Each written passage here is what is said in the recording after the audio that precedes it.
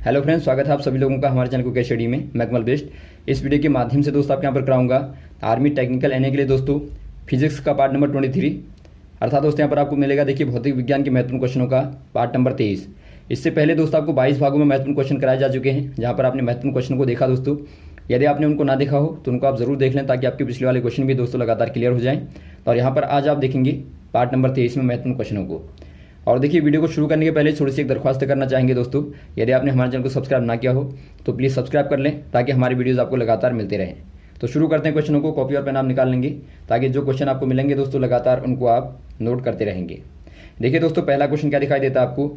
Bohr model के अनुसार एक इलेक्ट्रॉन को उसकी कक्षा के चारों ओर रोकने वाला जो बल होता है वो क्या होता है। आपको बताना है दोस्तों, in Bohr's theory of the atom what force was responsible for holding the electrons in their orbit. यदि आप बात करें दोस्तों बोहर थ्योरी की, बोहर थ्योरी क्या कहती है दोस्तों, ये दोस्तों यहाँ पर कहती है, मान लीजिए आपके पास में कोई न्यूक्लियस है और इसके चारों ओर दोस्तों क्या होते हैं, ऑर्बिट होते हैं। और इन ऑर्बिटों में दोस्तों लगातार इलेक्ट्रॉन जो होते हैं वो चक्कर लगाते हैं। अब दोस्तों इनको रोकने वाला जो बल होता है ये आपको पूछा गया है क्या होता है। ये जो मॉडल है दोस्तों ये आपका सोलर सिस्टम के अकॉर्डिंग है दोस्तों, यानी कि जो आपका सूर्य सौर मंडल होता है वैसा ही यहाँ पर रूल अप्लाई होता है। जहाँ पर आपका सूर्य होता है दोस्तों वहाँ पर आपका नाभिक होता है, और जहाँ पर आपके चारों ओर ग्रह होते हैं यानी कि जो आपके प्लेनेट होते हैं दोस्तों, वहाँ पर आपके यहाँ पर क्या होते हैं, ये आपके इलेक्ट्रॉन होते हैं। तो यहाँ पर दोस्तों आप देखते हैं सोलर में जो बीच में आपका फोर्स कार्य करता है, जो आपका फोर्स ऑफ अट्रैक्शन होता है दोस्तों, वो आपका ग्रेविटी होता है। लेकिन यहाँ पर दोस्तों जो फोर्स होता है वो आपका इलेक्ट्रोस्टैटिक फोर्स होता है, यानी कि दोस्तों आपका वैद्युतीय बल होता है। इसको दोस्तों आप कूलाम बल भी कहते हैं, यानी कि दोस्तों आपका कूलाम फोर्स कहते हैं, क्योंकि आप जानते हैं जो आपका बल होता है दोस्तों वो डायरेक्टली होता है Q1 Q2 अपॉन R² के, जहाँ पर दोस्तों R क्या है, बीच की दूरी होती है। और जो आपका Q1 और Q2 होते हैं दोस्तों वो दोनों आपके चार्ज होते हैं। Q1 कहने का मतलब यदि आप पॉजिटिव चार्ज ले लें, यानी कि आपका चार्ज जो होगा दोस्तों प्रोटॉन का चार्ज ले लें Q1, और Q2 बराबर दोस्तों आप इलेक्ट्रॉन का चार्ज ले लें। तो ये दोनों ही दोस्तों इस प्रकार से बल के द्वारा जुड़े रहते हैं, यानी कि आप कहेंगे दोस्तों जो आपका नाभिक है इस प्रकार से होल्ड करता है इलेक्ट्रॉन को।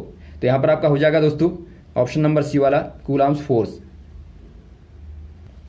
अगला क्वेश्चन देखिए दोस्तों, निम्न में से किस दर्पण में एक काल्पनिक प्रतिबिंब प्राप्त किया जा सकता है। यानी कि दोस्तों आपको बताना है, a visual image can be formed by one or more of the following single mirrors. दोस्तों यहाँ पर देखिए आपको नीचे मिरर्स दिए हैं, इनके माध्यम से दोस्तों आपको बताना है कि काल्पनिक प्रतिबिंब को आप किसके द्वारा प्राप्त कर सकते हैं। पहले आपको समझना है दोस्तों, जो आपका वर्चुअल इमेज होती है, या फिर आप कहें दोस्तों काल्पनिक प्रतिबिंब होता क्या है। ये दोस्तों एक प्रकार से जो मिरर के पीछे बनता है दोस्तों, जो आपका बिहाइंड द मिरर बनता है दोस्तों, इमेज बनती है जो, उसी को दोस्तों आप क्या बोलते हैं, उसको आप दोस्तों वर्चुअल इमेज बोलते हैं। ध्यान देंगे दोस्तों, आप जो दर्पण के पीछे बनेगा, जो दर्पण के पीछे जो आपकी प्रतिबिंब बनेगा दोस्तों, उसी को आप बोलते हैं काल्पनिक, यानी कि वर्चुअल बोलते हैं। तो जो आपके पीछे बनेंगे दोस्तों उनको आप वर्चुअल कहेंगे। तो यहाँ पर देखिए दोस्तों तीनों मिररों के द्वारा आप इसको प्राप्त कर सकते हैं, यानी कि आप प्लेन मिरर के द्वारा भी, और कॉनकेव मिरर के द्वारा भी, और आप कॉन्वेक्स मिरर के द्वारा भी इसको प्राप्त कर सकते हैं। पहले बात करते हैं प्लेन मिरर की। प्लेन मिरर यानी कि दोस्तों आपका समतल दर्पण। यहाँ पर आपने एक समतल दर्पण को लिया, और यदि आप यहाँ पर ऑब्जेक्ट को रखें तो इसका इमेज जो बनती है दोस्तों यहाँ पर बनती है, यानी कि इस प्रकार से आपकी बनेगी, यहाँ से रेज जाएंगी और यहाँ पर दोस्तों आपको लगभग इस प्रकार से दिखती हैं। यहाँ से आप यदि देखेंगे तो आपको दोस्तों इस प्रकार से दिखाई देती हैं। यदि आप दोस्तों पीछे को जाएं लगातार तो आप देखेंगे दोस्तों, आप दर्पण को तो देख पाते हैं, लेकिन जो आपकी इमेज है दोस्तों इसको आप नहीं देख पाते। क्यों नहीं देख पाते? क्योंकि दोस्तों ये एक प्रकार से दर्पण के पीछे बनी है, न कि दर्पण के ऊपर। तो इसीलिए आप कह देंगे दोस्तों ये आपका पीछे बनती है, यानी कि बिहाइंड द मिरर बनती है। तो यहाँ पर आपका दोस्तों वर्चुअल हो जाएगी। वैसे ही दोस्तों आप यदि बात करें कॉनकेव की, यानी कि आप दोस्तों अवतल दर्पण की बात करें, कॉनकेव की दोस्तों यहाँ पर क्या होता है, देखिए कॉनकेव आप बनाएंगे इस प्रकार से। ये आपका मान लीजिए मेन फोकस है F, और यहाँ पर आपका C है। यदि आप दोस्तों यहाँ पर रखें ऑब्जेक्ट को, तो क्या होगा दोस्तों, जो आपकी पैरेलल जाने वाली होती है वो मेन फोकस के यहाँ से गुजरेगी, और जो आपकी दोस्तों यहाँ से निकलेगी वो इसी मार्ग में वापस आ जाती है। तो यहाँ पर आप देखते हैं दोस्तों, यदि आप पीछे को मिलाएं तो ये कहीं भी नहीं मिलेंगे, तो आपको आगे को मिलाना पड़ेगा। आगे को मिलाने में दोस्तों आपको यहाँ पर कहीं पर मिलता हुआ प्रतीत होगा। तो यहाँ से दोस्तों आपकी बड़ी इमेज आपको यहाँ पर मिलती है, जो कि एक प्रकार से दोस्तों मिरर के पीछे है, यानी कि बिहाइंड द मिरर है, तो आपकी वर्चुअल हो जाएगी। वैसे ही बात करें दोस्तों यदि आप कॉन्वेक्स यानी कि दोस्तों आप उत्तल दर्पण की बात करें, तो यहाँ पर भी दोस्तों आपको एक प्रकार से मिलता है। आप इस प्रकार से ले लेंगे, यहाँ पर आपका मेन फोकस यहाँ पर होगा, और यहाँ पर आपका C होगा, यहाँ पर आपके ऑब्जेक्ट है। तो यहाँ से आपने डाला दोस्तों रेज को, तो यहाँ से आती हुई आपको प्रतीत होती है इस प्रकार से, और यहाँ से आपकी जो जाती है दोस्तों, यहाँ से आप लें तो ये दोस्तों आपकी इसी मार्ग में वापस आती हुई आपको प्रतीत होती है। तो यदि आप पीछे को जाएंगे दोस्तों, ये आपको कहीं नहीं मिलेगी, लेकिन आगे जाने पर यहाँ पर देखिए कटिंग पॉइंट है, तो इसी कटिंग पॉइंट पर दोस्तों आपको छोटी सी इमेज यहाँ पर आपको मिलती है, यानी कि दोस्तों आपको प्रतिबिंब प्राप्त होता है, जो कि दोस्तों मिरर के पीछे है, यानी कि बिहाइंड द मिरर है, तो इसको भी दोस्तों आप वर्चुअल कह देंगे।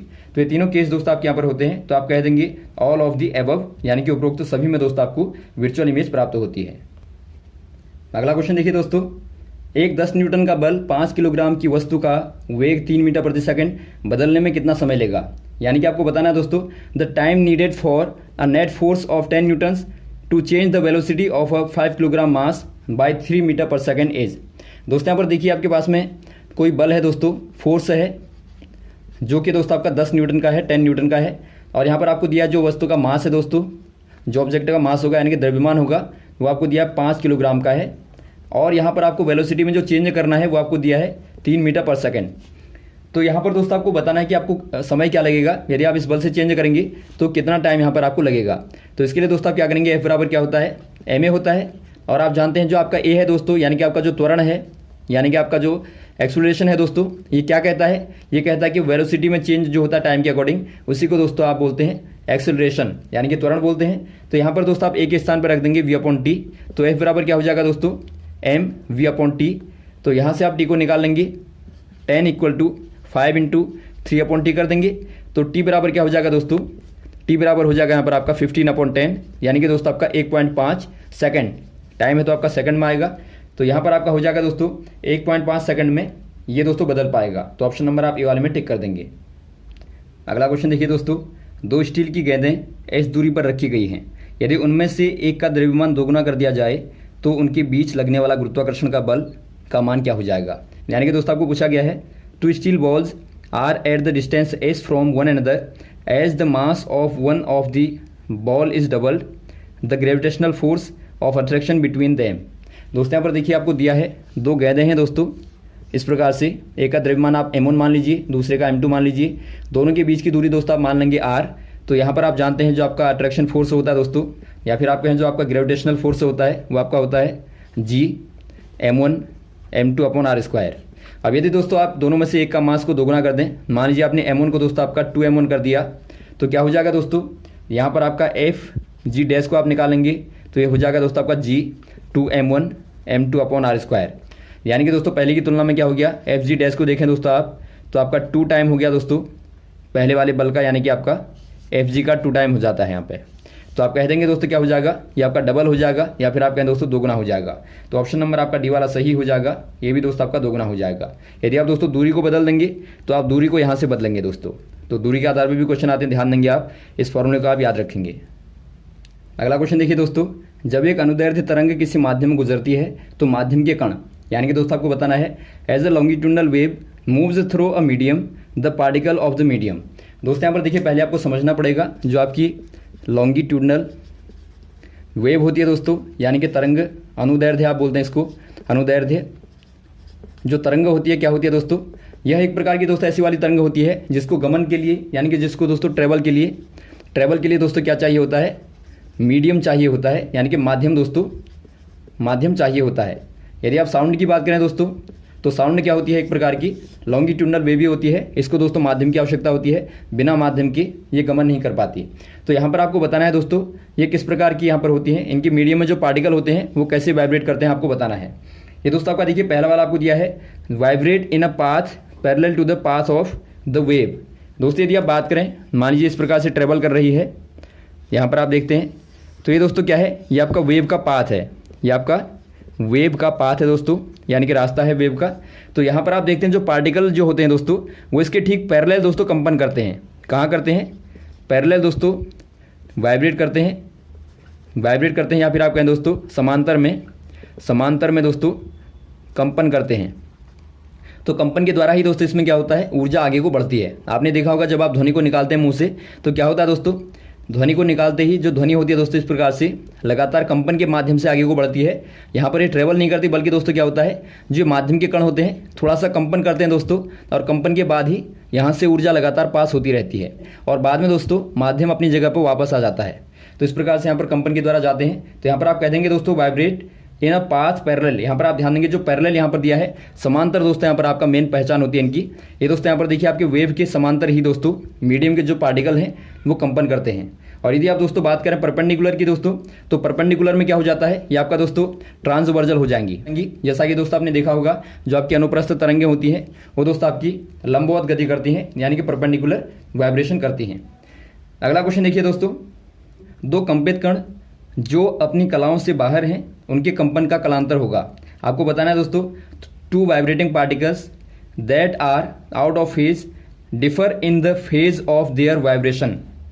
दोस्तों यहाँ पर देखिए, यदि आपको पहले समझना पड़ेगा जो फेज होता क्या है।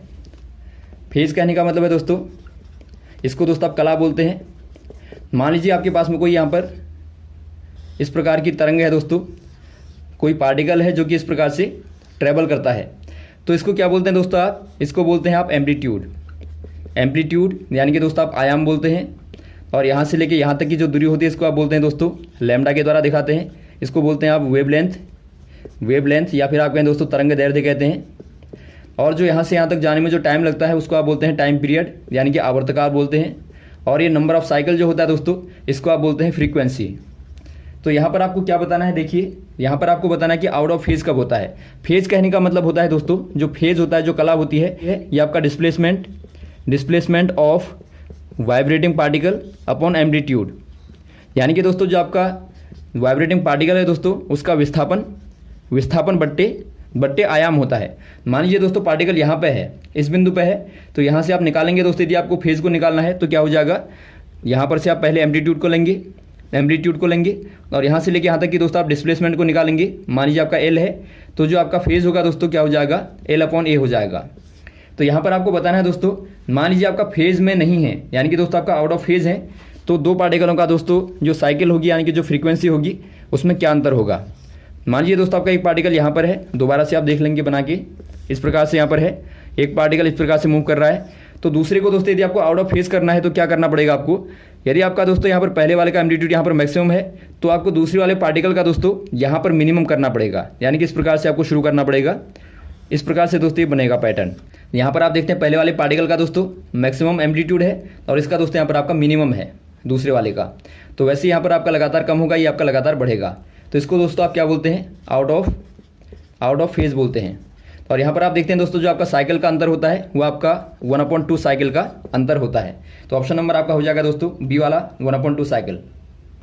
अगला क्वेश्चन देखिए दोस्तों, किसी बैटरी के दो टर्मिनलों के बीच विभवांतर उनके बीच के ईएमएफ यानी कि विद्युत वाहक बल के बराबर कब होता है।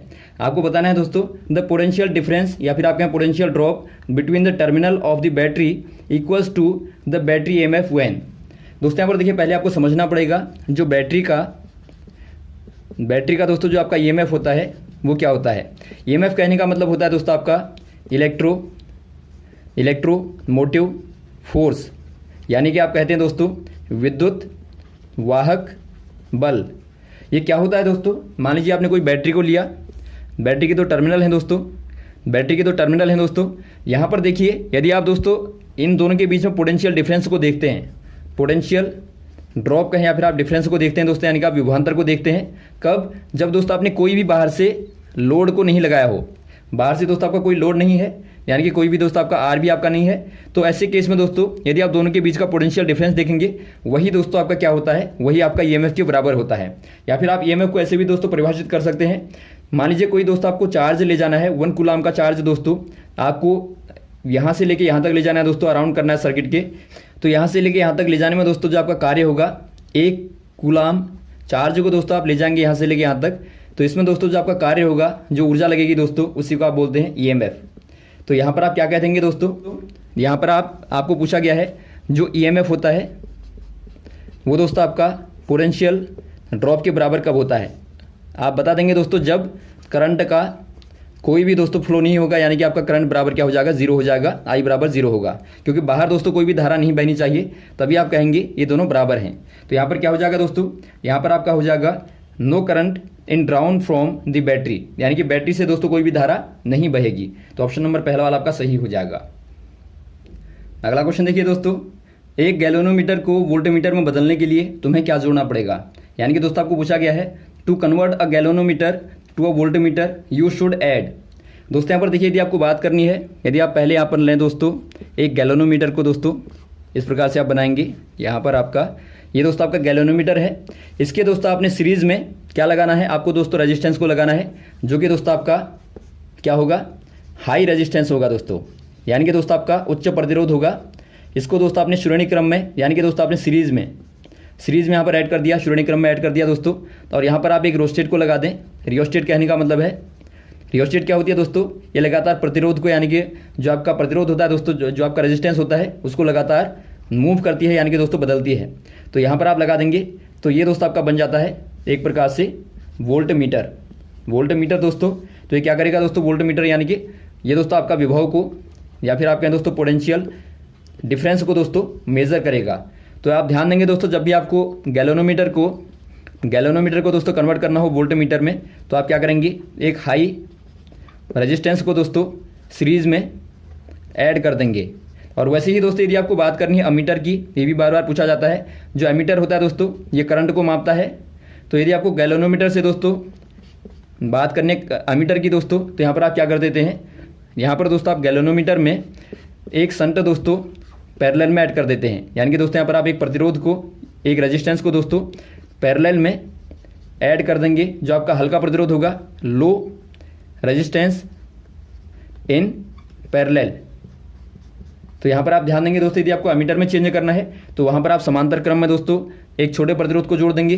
यदि आपको कन्वर्ट करना है वोल्ट मीटर में, तो वहाँ पर दोस्तों आप एक प्रकार के हाई रेजिस्टेंस को श्रेणी क्रम में जोड़ देंगे। तो यहाँ पर आपका हो जाएगा दोस्तों high resistance in series. Option number आपका पहला वाला सही हो जाएगा।